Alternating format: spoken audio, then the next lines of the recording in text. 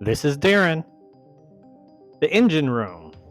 So I've put aside the sublight engines, the engines that line the whole back of the engine room.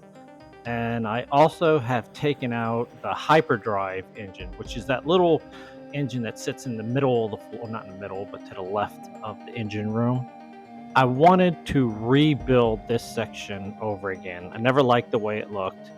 I took reference from a lot of photos and a lot of blueprint stuff, and what they did was good, but for the size of my Millennium Falcon, I wanted to redesign my own version of it.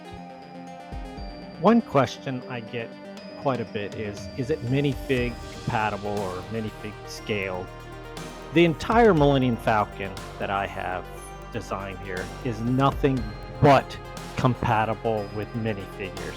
That was the whole idea I had when I started this build, is that I wanted every section, absolutely everywhere in the Millennium Falcon, to be playable, just so that you could take the minifigures, pose them, you can do, all the block film that you wanted to do in here. And I wanted everything: engine room, compartments, doorways, escape hatches, panels, everything, so that you could actually get a minifig through it. You could get a minifigure up to it. You could set up scenes wherever you wanted, and it was relevant to their size. That being said, that's why the scale of this Millennium Falcon grew so big. It's over a foot longer than the UCS and a foot wider. The walls, like I've said before, they ended up having to be to the minifigure's foot size.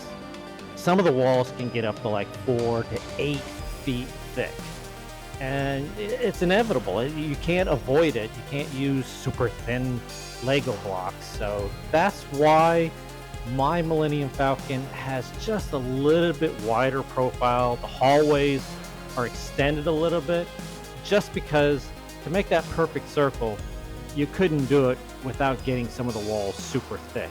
And I wanted so much detail in this, and the underlying theme was minifig compatible. So you're going to see me taking a lot of artistic liberties.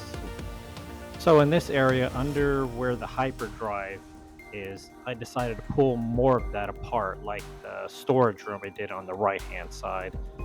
I need to access more that goes underneath the flooring and everything, so that I can get a better design, a better look to the engine itself. With the ability to go deeper into the floor, I wanted my hyperdrive to actually be more visually integrated, connected to the rest of this entire engine room, so that when you look at it from any angle, it looks as if it's interconnected, and the wiring and all the mechanics seem to function in some sort of system. Some might notice to the left of the engine room is that area where the sleeping quarters are.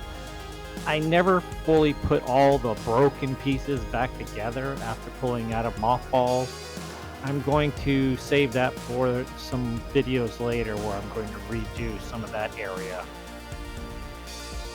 Another reason why I'm pulling the sublight engines off is because I never liked the way I had attached it to the main frame of the Millennium Falcon. So I'm going to have to take apart some of this flooring so that I can redesign that as well.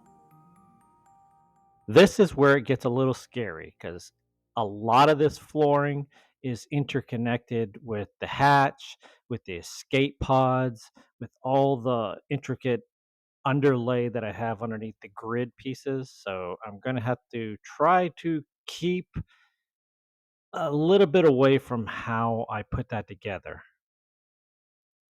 This is Darren.